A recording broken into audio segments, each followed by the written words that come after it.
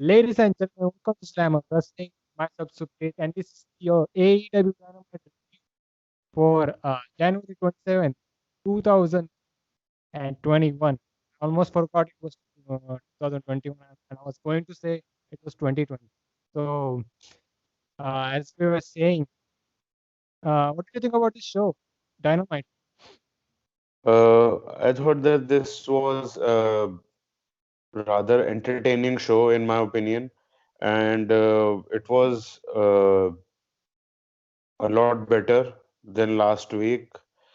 And with regards to what happened at the end of the show, it you can say it very much pushed you to watch next week's show, that is Beach Break. So they did, you can say, a decent job with regards to hyping you up to watch Beach Break, that is next week. Also, they have started the build to Revolution, Mhm. Yes, with and regards to Shaq versus Cody, they gave it. Now it is a mixed tag, and second, it is the street fight, of course. so let's get through this card here. We had Eric Kingston versus Lance Archer, Chris Jericho, and MJF. So they faced Varsity Blondes. We also had Hangman Page versus Ryan Nemeth, Dr. Britt Baker versus Shanna, Jungle Boy versus Dax Harwood, and of course, in the main event, we had Young Bucks, Good Brothers versus the Dark Order.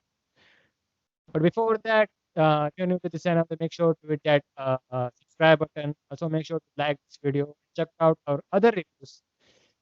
So, first off, we had Eric Kingston versus Lance Archer. So, they didn't go full crazy here, but a really good match. Yes. You can say that they saved for future bouts. You can say, nonetheless, it was decent. You can say an appetizer of sorts. You can say, so as to get you invested in this, and uh, you know have you get it a little bit more in the coming weeks or months, of course. And I also wanted that this should not be a one-off, that uh, just like Pac versus Eddie Kingston, Pac won it. There was an injury angle of sorts which happened in the match, but and Eddie Kingston lost. But the fact is that you can say that the end game was probably Pac taking revenge and getting Death Triangle back. That was possibly the end game. Eddie Kingston wanted to break up Death Triangle and put Ray Phoenix and Pentagon Jr. In front of one another. So Pac was one who came back from the dead, you can say, or the lockdown restrictions possibly, and then he took revenge for it, and then he won. The babyface won, and that is the end of the story.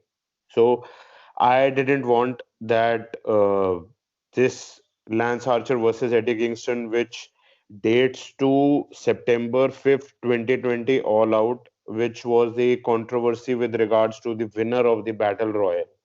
It should not be a one-off that the babyface wins, that is Lance Archer now, and uh, you know Eddie Kingston loses another match in a row, two matches in a row.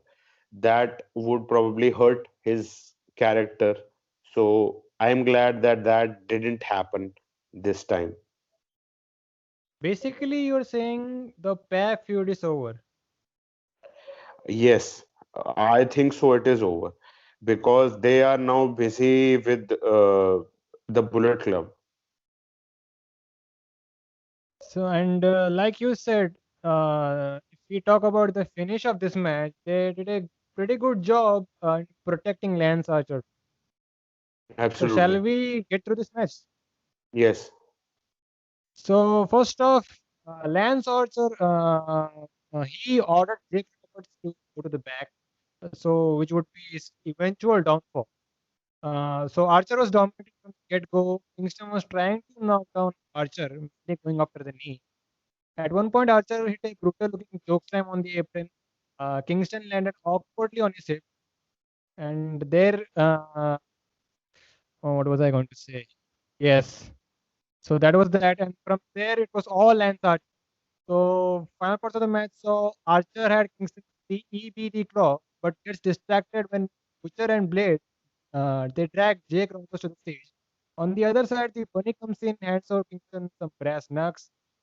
Kingston with a spinning back fist, the knucks, referee's back was turned. Kingston got the win, and that was it.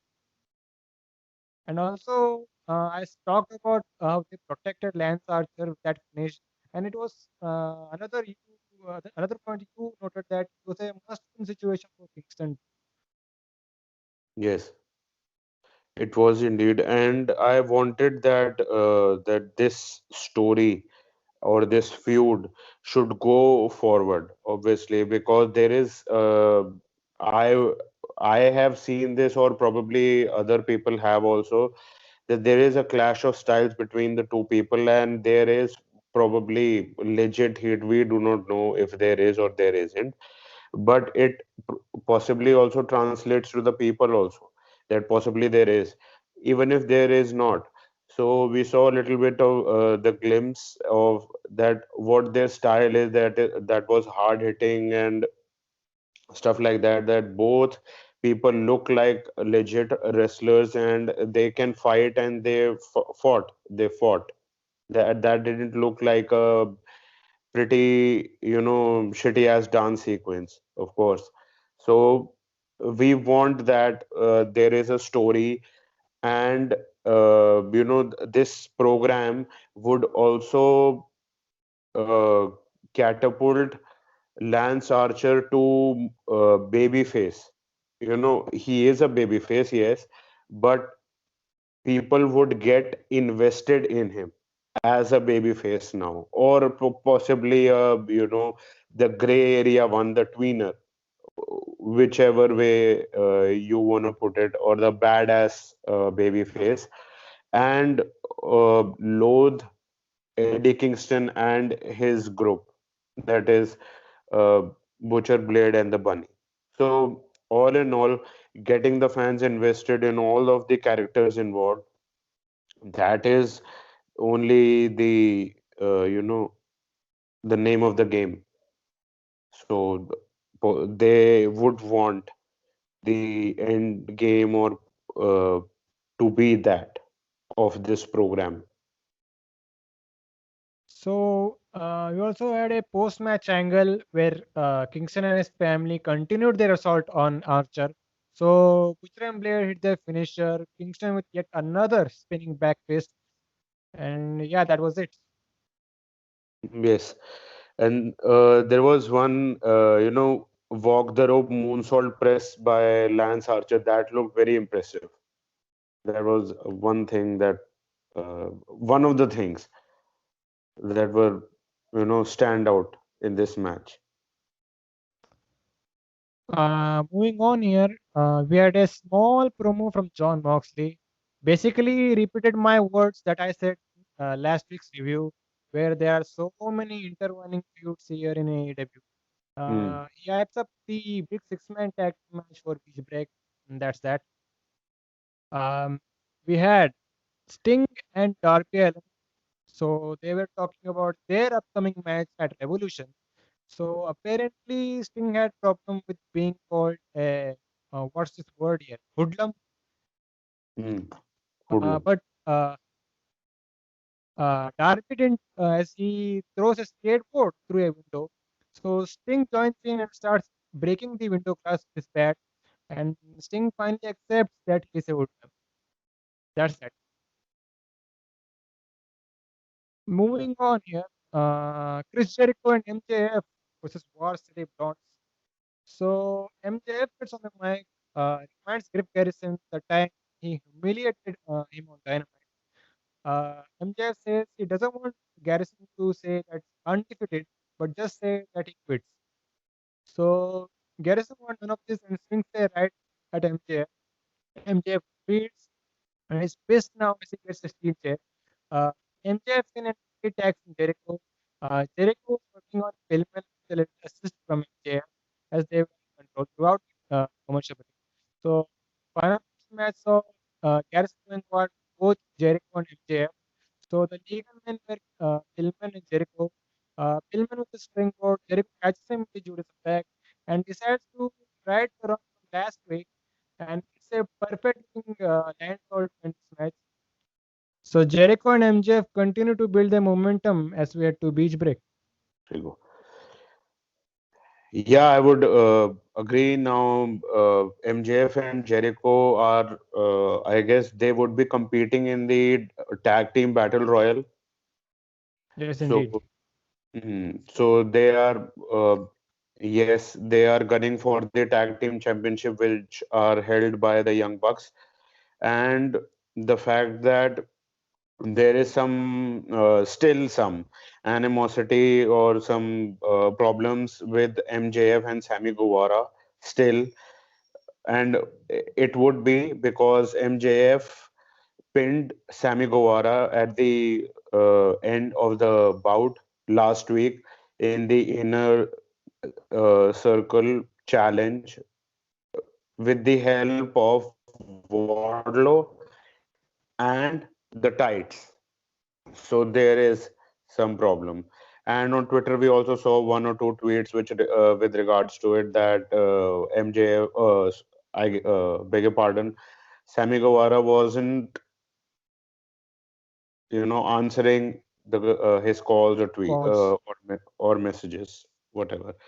So there is some animosity. We have to wait and see what happens with regards to the inner circle. That are they kicking out Sammy Guevara, or what happens, or MJF is going to take control of the whole faction. We have to wait and see with regards to it. And with regards to this match, I want to say that Griff Garrison, he looked great. He, looks like a noodle, but when he gets going in the match, he looks great. So, full, marks to him, and his interactions with MJF in the initial moments of the bout and the interactions after getting the hot tag. Brilliant, brilliant stuff from Griff Garrison. And at the end, you just said that Jericho hitting the Judas effect and the picture perfect moonsault, a lion salt, you know. So hopefully that settles down the debate of the marks saying that the lion salt should be retired. So and there's that. And we'll talk about this tag team battle royal situation when we get into the main event. Yes, Um, we had Pac with a promo of his own. He also hypes up the six-man tag team match next week, but he mainly talked about Kenny Omega here. And I think they're teasing something between him and Omega doing something for the AEW World Title. It seems maybe that's the direction they're heading towards. And maybe after Revolution, I think once Omega is done with Moxley, they can make Pac the next challenger for the title. possibly. And it would be great nonetheless. Their match, which happened on Dynamite, that was absolutely phenomenal, and people still talk about it that it possibly was one of the greatest matches on, Dynamite television. So, it would be great whenever it happens. Will Pac be winning? You know, that is for the fans. We should not be like the modern day fans that just like I just said, that will he be winning? we should be with the underdog, and we obviously we every time we are that we want him to win. We would be invested in the guy to win, to to pounce over the guy who is established. And now Kenny Omega is a full blown heel, and he has the guys in the back of him. He has Don Callis, the Invisible Hand. He has the Good Brothers, and quite possibly he would be having the Young Bucks in his pocket as well in the near future.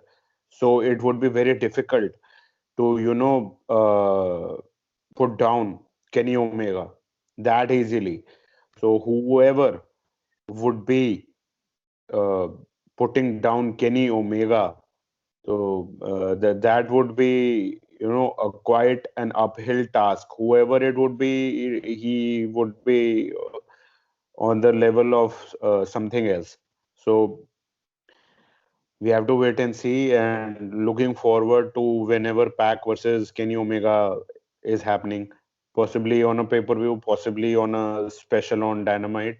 Whenever it happens, looking forward to it.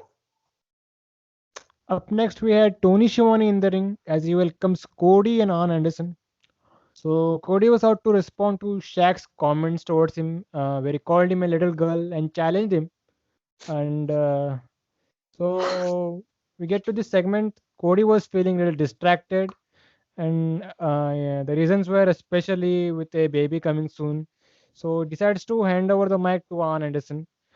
So Anderson talks about Cody taking Peter Evelyn lightly in their match last week. He then tells a story to Cody that he could relate to, and that story is from years ago when Dusty Rhodes fought Terry Blanchard for a 30-minute match and was able to fly across the country just to see Cody being born. So Anderson was trying to convince Cody to have this match with Shaq. Anderson had something that would change Cody's mind here, and it was Red Velvet. So she gets on the mic and calls out Jade. She said she's gonna stir that bitch ass up. So JR on commentary, hear this up. JR on commentary said, she said bitch ass. That means she's serious.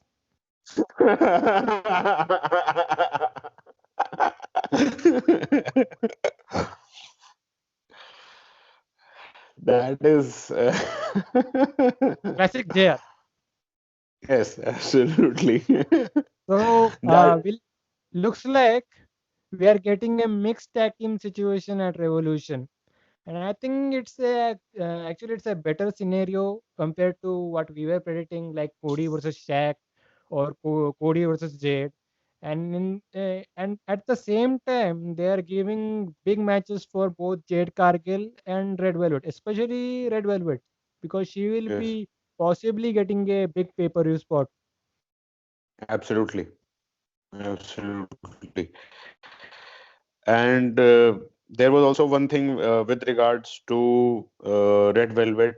AW Dark happened, and there was a lot of chatter on Twitter with regards to negative one's commentary. Okay. So, negative one gave her, you can say, a trademark that the oven is on when she was about to hit. He was Red Velvet was about to get the shine uh, on her opponent in the match. So the oven is on is basically, Red Velvet is a cake or a pancake. So basically the oven is on, she is getting heat up, and now she is going to get on the attack basically.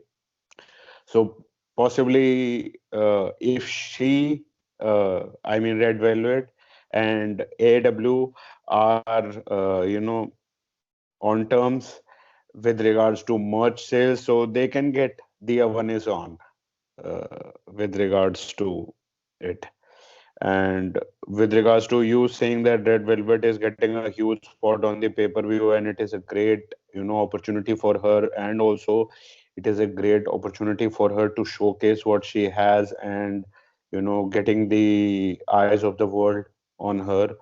And you know, make it big. Mm, and if she impresses the all the stakeholders and all the people, so possibly she can get a huge push going forward, or else it will just be a one and off, that the match happens and she's just, shelved. So it is make or break time for Red Velvet. Shall we move on to the next match? Yes, So we had Hangman Page versus Ryan Nemeth, aka Dolph Ziggler Jr.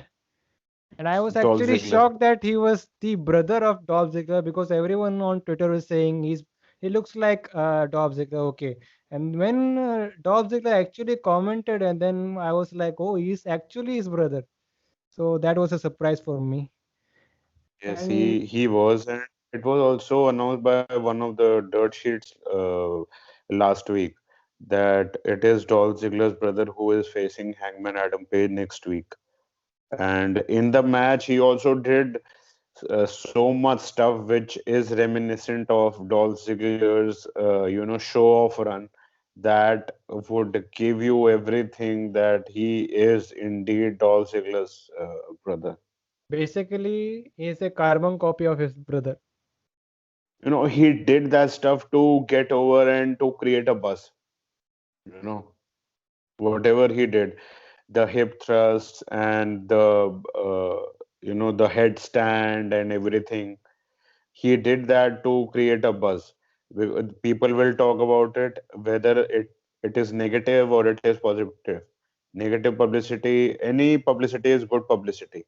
You would do shit to create a buzz, and then people, if the people like it, then the promotion would possibly sign you as well. So you have to create a buzz when it is you are given the shot. So he did that. So, like you said, he was doing a lot of Ziggler-esque moves in this match. For example, the handstand while he was working on the arm, it seems, and also did that Ziggler like neck breaker. So finally, it was Page getting the win via buckshot lariat, and that was it. And before we get to the Matt Hardy situation, thoughts on this match? And do you think it was similar to what happened with Moxley versus Comorado? Uh, what can I say? Thing is, uh, that you can take the situation possibly of Hangman possibly not being in a good, state of mind, that can play into that factor that the match took long, and this guy Ryan Nemeth, if the commentator said that he is an amateur wrestling, he has a background, and so we can take that into consideration with regards to being the match being long, and even if it doesn't, it wasn't supposed to be possibly, uh, you know the this story, that with regards to it they are given this match with regards to Hangman Page, that you have 5 minutes just like that, and you eating offense, it won't look good. But yes, Dolph Ziggler's brother, amateur wrestling background, stuff like that. He has to get in some stuff to create a buzz. Yes, it is a little reminiscent of Comorato's situation what happened last week. But we can give the benefit of the doubt to Ryan Nemeth if we take Hangman's character into consideration, that he is an alcoholic and he has not been in a good state of mind ever since the Bullet Club or the Elite have chucked him out, or he has only backed out of that group and he hasn't found his groove. and he hasn't taken up Dark Order's offer, which was last week, and what mental state he is in. So he would not be at a 100% and bam bam bam and get the victory. So there's that. So possibly it is not taken into consideration that Hangman Page would not be gunning or taking this match in only 2 minutes, or being in a squash in this match. It took long. It should have taken long because his situation is as such, possibly. So let's get through this post-match angle here. Matt Hardy, who came ringside mid-match, so he was being interviewed by Shivani. Hardy said he was out to support Page as he was concerned for him. He recalls being with him in the Stadium Stampede match, and he has seen how he cared for the Elite, but he got betrayed by them. And he also seen Page dressing in the hallway, and he welcomed Page to his dressing room. And looks like they are setting some sort of a Page Hardy program as we head into Revolution. Possibly.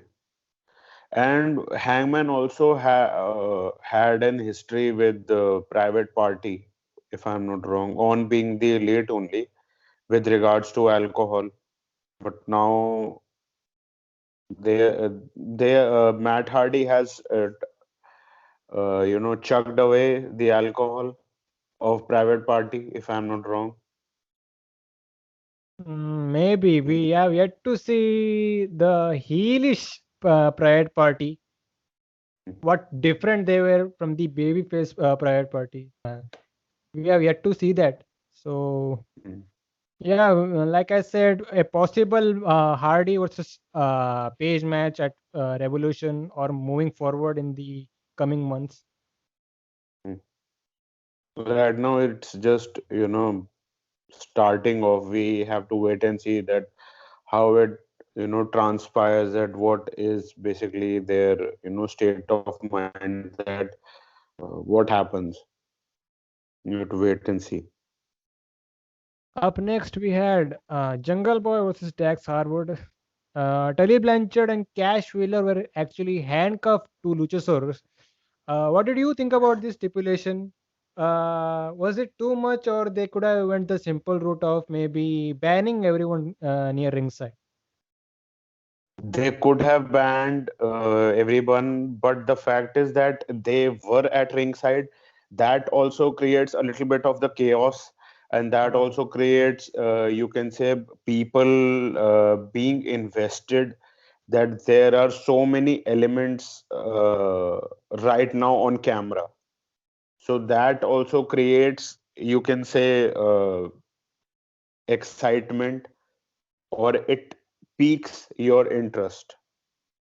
Banning them ringside is just they are in the back, and now the only people who can interact are two people in the ring, that is Dax Harwood and Jungle Boy. And you have seen the match, traditional, hard hitting, competitive match, no doubt about it. But the fact is that the stuff which they were doing in the ring, that would not have been as much of an you can say excitement or entertaining to the modern day wrestling fans, so that they can invest them and keep them on the television screen. So having people outside with the stipulation that they are handcuffed and they are trying to break the pinfall and they are not able to, understandable that you are handcuffed, you can't, but the fact is that they are still trying to, because they are villains. It is their friend. They do not want them to lose. They are trying. Obviously, it gets the people to react. So it is great. And the fact is, whatever happened, the outcome that Jungle Boy won, it was supposed to be that to extend the feud. Because last time what happened was FTR won with the help of Tully Blanchard, and the other team was Marco Stunt and Jungle Boy. Right now, with the stipulation what it was supposed to be Jungle Boy, and Jungle Boy getting the new entrance theme and one-on-one match with no shenanigans, you would know that Jungle Boy would be winning this match because you have to make him a star and you are giving him everything that you have. So it is that. Now you are prolonging the feud, and it was a great it was a great match. There were many near falls back and forth at the end, and it was hard hitting. Both the guys were fighting it out. I really enjoyed the match, nonetheless. Yes, it wasn't a sport fest, but I really enjoyed the match. What about you? Like you said, it was a very good TV match, and there was obviously a clash of styles here, very visible here. And you know what, the involvement of this handcuff situation, they actually played into this match. When there was with each and every near fall, they reacted to trying to save their respective team member. So that really added some drama to the match. So what happened was here, Harwood was basically grounding Jungle Boy throughout this match.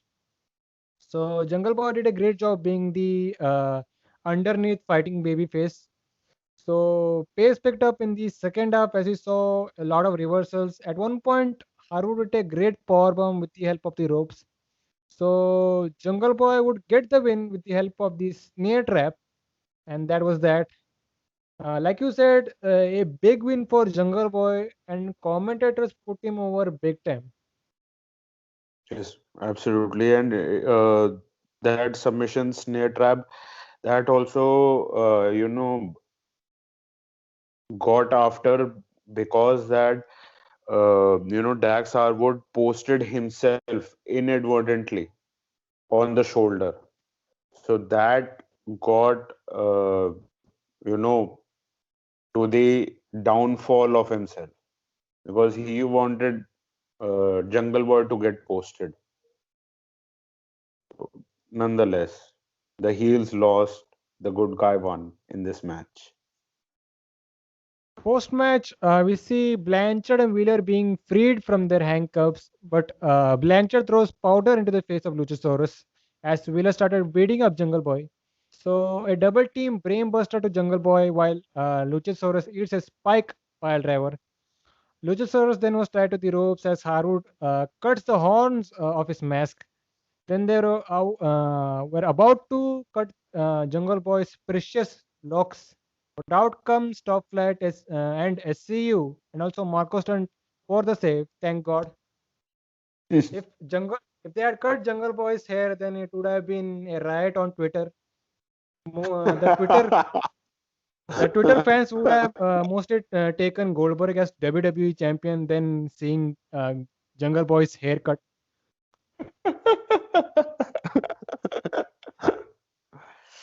Nonetheless, the heels being heels, how to get the fans riled up. That was typical heel shit that happened post match. That was brilliant. Not getting the heat off, not just being, chicken shit and, getting no heat at all. Losing, a baby face wins, a heel loses and just goes off into the sunset. No, they are prolonging their feud, obviously. So what do? You hit the baby face. you hit their team, and you do such shit which creates and gets the ire of the fans as well. Brilliant stuff. I'm going to say kudos to whoever thought of it. Probably Tully Blanchard did, because a lot of classic stuff was there probably. And Tully Blanchard still, involving himself in the moves. I'm going to say, fucking that's awesome. Don't get surprised if somehow we see Tully Blanchard in a six-man tag team match. I won't be surprised. I won't be. Probably he is gunning for it. That's why he is doing this shit. That someday AEW officials, Tony Khan says that there is a match next week and you are doing it. And Tully Blanchard would, he would be out of this world, man. He would be, yes, fuck this, I'm doing this. So up next we had Team Taz. So they were seen in the parking area. They see a bootleg merch stand selling Sting merch. So Team Taz, Team Taz get pissed and started destroying the merch stand and beating some dudes. And they also sent a warning to Darby Allin and Sting. This was a lot better than what Darby and Sting did, in my opinion. This was a whole lot better. Yes, you can say that. But yeah, let's move on to Britt Baker versus Shayna, because it's the last half an hour is supposed to be a women's match on Dynamite, which has been the trend in this pandemic era. So it was Britt Baker versus Shayna. This was Shayna's first match on Dynamite post pandemic. So we get to this match, lockup exchanges early on. We saw the involvement of Reba, which allowed Baker to hit the worst sling blade in the business. Every time. So She would not stop. She would not stop until you and me stop criticizing her sling blades, man. it's that type of sling blade. If Hiroshi Tanahashi sees this, I guarantee you he will retire instantly. He So back probably to has. this match here. Yes. So after this sling blade, Baker was in full control. Shayna made a slight comeback in the end, but yet another distraction by Reba allows Baker to capitalize. Baker got the win with the help of the lockjaw, and that was it. So this was basically Baker made to look great before her upcoming big match with Thunder Rosa. Shanna, on the other hand, she's a good hand in this division. Like she fits like a glove in situations like this. Pun intended. Like putting over talents. Like you also have Serena Deeb in that. Yeah. So, what were your thoughts on this match? Yes, as you just said, it was an exhibition match, a decent bout. It was just an exhibition match for Britt Baker for next week's bout against Thunder Rosa at Beach Break. So that was possibly it, and she won with the lockjaw, with the glove, you know, because she is a dentist. Yes. So that was it. And Shanna We looked. are not watching Monday Night Raw, Mr. Abby. No, I'm not. I'm not. Shayna, you said Shayna one time. I said Shayna one time. JR also said Shayna one time during this bout. So this is, three guys, and you can say that it is normal for people saying Shana, Shayna. So Shanna looked slick and smooth with the transitions of the maneuvers in the initial part of the bout. It looked like she was trying to one up Britt Baker, and she possibly was successful at it also, in my opinion, because as you just said, you just trashed her sling blade. So how good would she be in mat wrestling? You know. So Shanna looked slick, but this match was for Britt Baker to be, put over and be ready for next week. And we also had a post-match runoff. So Baker continued the assault on Shanna until out comes Thunder Rosa. She came for the save as Baker and Reba escaped. So They these ran. two women will be having a big match on Beach Break. Yes. So speaking about Beach Break, commentators run through the card for Beach Break, where we will also be having the wedding of Kip Sabian and Penelope Ford. So these two hyped up their wedding. So that's that. And they also announced one match happening in the AEW Women's World Title Eliminator. So it's gonna be Serena Deeb versus the returning Riho. So excited for the return of the Demo Goddess. Demo goddess. How did you come up with that? I want to know, basically. How Actually, is that real? there is a track record of her being rated one of the highest segments in Dynamite. Wow, really? Who gave this stats? Was it Chris Harrington of WrestleNomics, or was it Dave Meltzer, who was a you know buddy buddy of Kenny Omega? I think it was Mercer. Fuck Meltzer. It could be. There are so many weird stats we see with AEW, like the Young Bucks cross a million in their Yes, ratings. yes. There was also 1 million and 44 grand views, which hit last week when Hangman Page he rejected the offer of Dark Order. That was also one of the stats which I came across, last night on Twitter. There are some crazy ass stuff, but we have not had, you know, total show viewers hitting 1 million 1 million. plus. Yes, 1 million plus.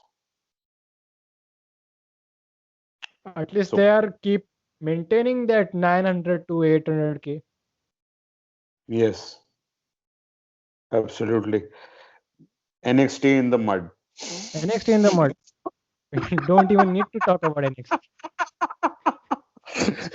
No, Bully Red did, on Busted Open possibly, and he said that AEW has glaring, problems while NXT doesn't, because NXT possibly is great, and it would be with regards to, in-ring shit, but This AEW is is very thi- indie-rific and it is not as good, possibly. this is coming from a guy who used to be indie-rific 25, 30 years ago in ECW. You are quoting a guy, possibly, and I I just can watched understand. Booker T's You, Hall of Fame podcast or a video. yeah, you did. Booker T. Yes. I So did too. he also, I liked his quote here. Like I Mm, repeated, this is the mm, guy that used to be in ECW, and mm, many people here compare the modern AEW to ECW. mm. And in my opinion, both AEW, NXT, and at an in-ring standpoint are similar. AEW may be some indie NXT too has that stigma, but NXT maybe have the great in-ring workers, Hmm. at least being under the WWE banner. I don't know. They say that I am not a NXT viewer. You can say a better thing with regards to NXT. So whatever his point was that NXT's workers are more polished with regards to TV, or what is required of them if they are just pushed to Raw or SmackDown, and what has been the standard working style of WWE. They are very much ready, the NXT guys. So that is seen as a very, you can say, a higher standard, possibly a more polished style, so to speak. So that is possibly why Bully Ray was saying that it is a better style in his opinion. But AEW has different kinds of workers there, and every person wrestles a different way, and people enjoy it. It is different. AEW didn't have to be WWE light. They didn't have to be. They have to be different so as to get the viewers, so as to get they want the lapsed fans to come back to to AEW as well. So they want something different. They have to be something different, and they are doing it, and they are possibly very successful at it. Whatever they wanted to do, they wanted to accomplish. The networks wanted 600,000. They have reached. They are consistently giving them 900,000 viewers every week. So the network is pretty much happy with regards to it. And they are doing their thing, and they are doing it well, and it is working. People are liking it. So who is to say it is just one man's opinion? I'm just saying that. And your opinion is a lot different. You possibly resonated more with what Booker T said. That is what you were saying. So yeah, let's get back to Dynamite. Hmm. We had Young Bucks and Good Brothers being interviewed. Gallows and Anderson wanna beat up John Moxley as the Bucks so the Bucks were trying to say something, but they are interrupted by Kenny Omega and Don Callis. So Callis has a big plaster on his face, and Omega wants answers from the Bucks. The Bucks look a little confused seeing Callis' state, and before they could say anything, their music hit, and it was time for their match. It was the main event: Young Bucks and Good Brothers versus Dark Order. So, yeah, it's been 5 years since the Bucks and Good Brothers have tagged together.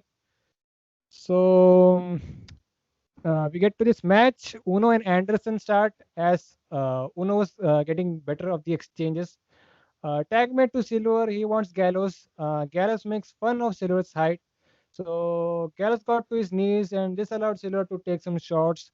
But a cheap shot from Anderson stopped Silver. Silver thought it was Nick and knocks him out of the apron.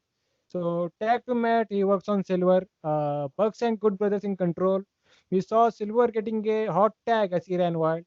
At one point, Matt was building up some momentum, but ends up in a combo of moves from Reynolds and Silver, and the fatality from Uno and Grayson. But the pin is broken. We see a bunch of apron bombs on the Dark Order members. Back in, we see a quadruple super kick to Grayson. Uno breaks the pin, but he eats a magic killer. So at the end, it was the Bucks who finished off Grayson with a Melson driver, and that was it. A good eight-man tag match to end of Dynamite. Silver was obviously the MVP of this match, but you have to also see how great Grayson was. Stu Grayson. He also had some Yes. great spots too. So thoughts on this match, Abby? I really enjoyed this match. I really much enjoyed this match, and kudos to everybody who were involved in this match. And it was the story that the main point which made this match was, like you said, that Carl Anderson kicked Silver on the Irish whip, and then Silver thought that it was Nick Jackson. That's when it all, started, basically.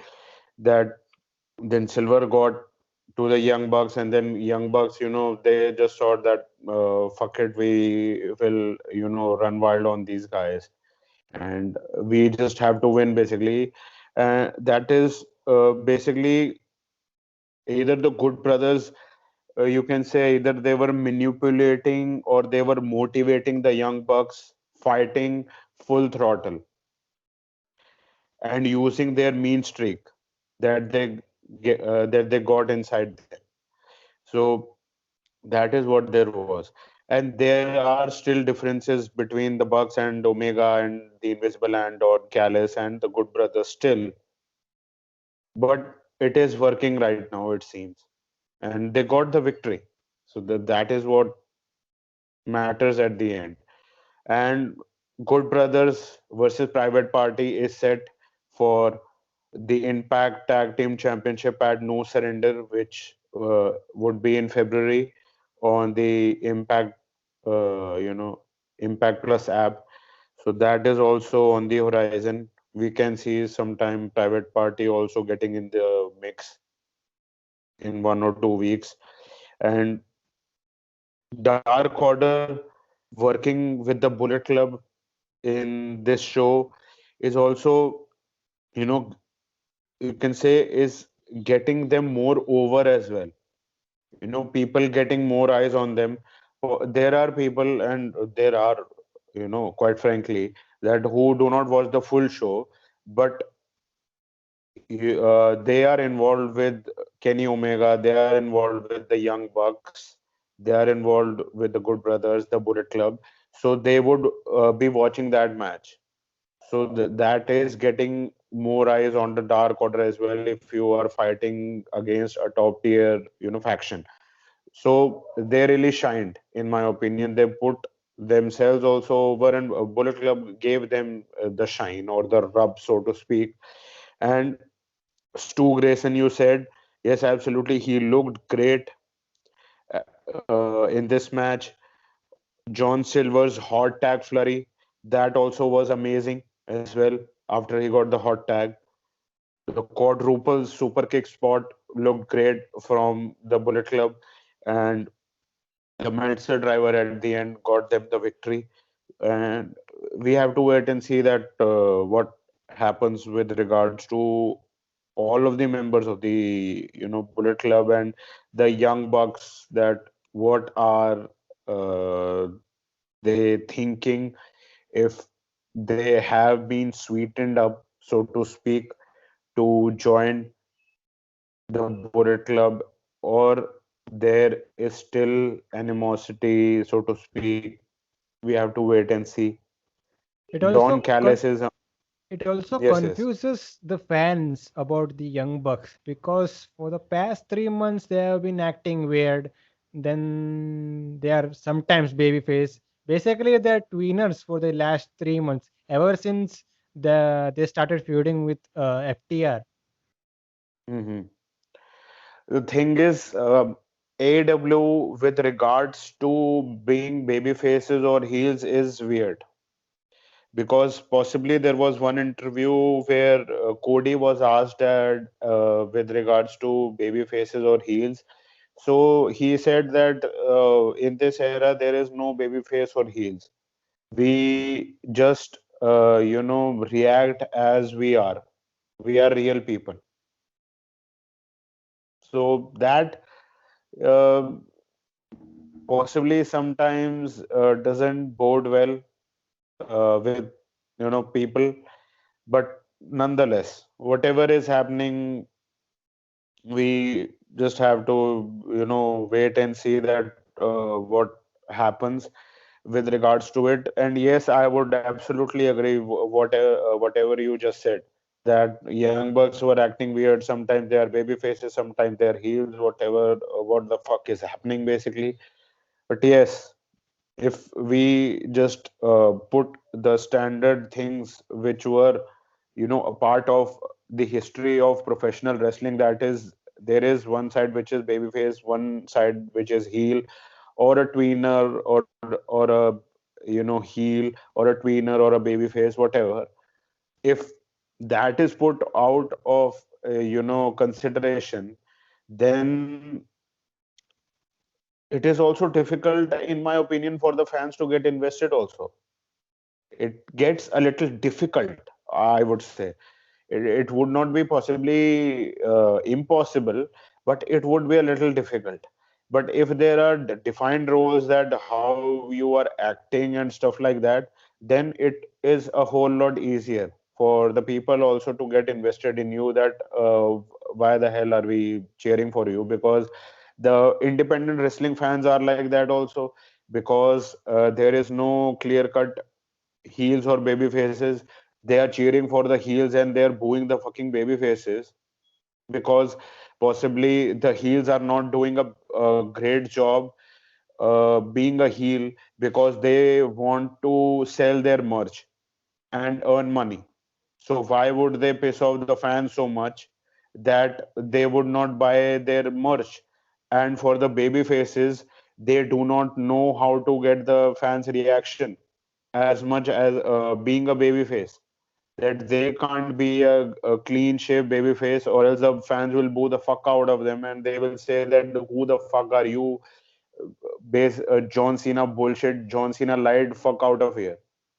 So it is a very difficult dynamic for the professional wrestlers also to get through this whole paradigm, that how to conduct yourselves in storylines and characters, being characters on screen. There should be consistently, I perfectly agree with you, because if there is no consistency, the fans would not get invested in you at all. And the young bucks being weird, one time babyface, one time acting as heels, fucking super kicking someone, then some weeks later they are just being good guys and being with the authority, being with Tony Khan. What the fuck is happening? People would not get invested in you. That who are you basically? Your behavior just changed in a matter of weeks, or just in a matter of one feud. What is happening? There should be some consistency. There should be something. That problem is with the Young Bucks only. That is not with their creative team, because I can understand that there is creative flow there in AW, and they are given full flow with regards to their stories and their feuds. So I can understand that, but there should be some mindset.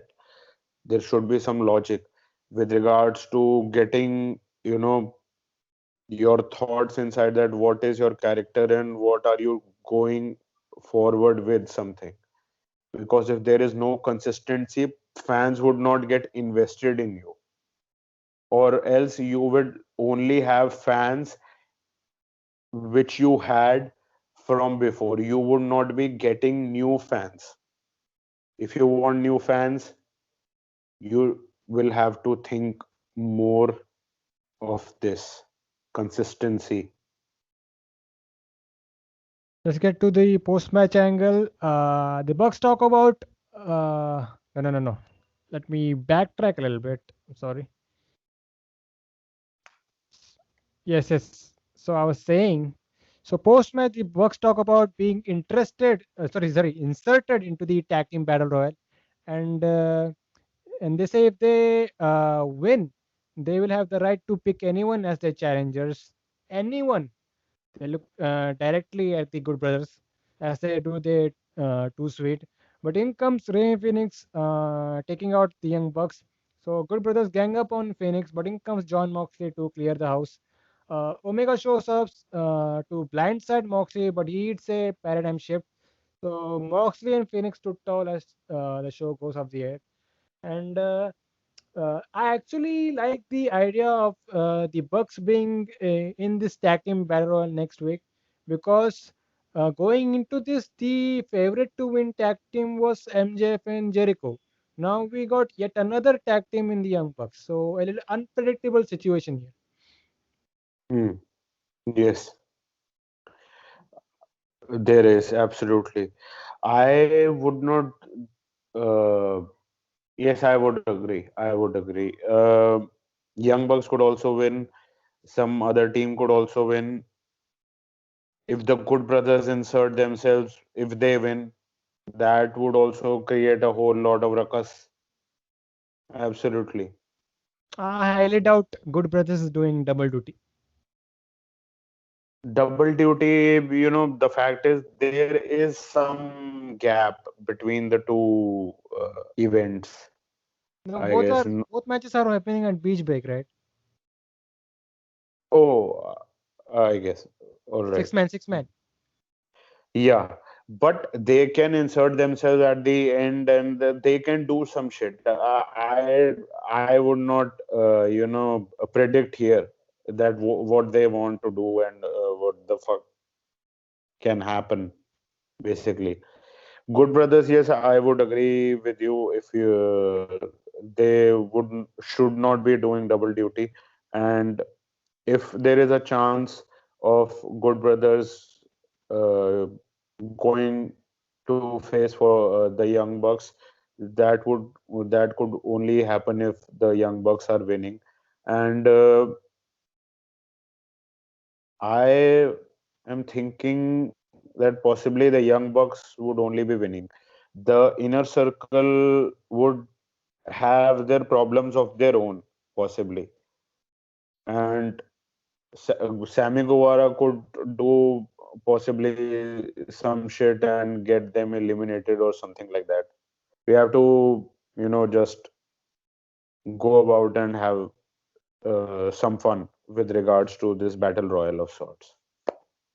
So that was Dynamite. Yes, that was dynamite. So before we leave, where can these guys find you?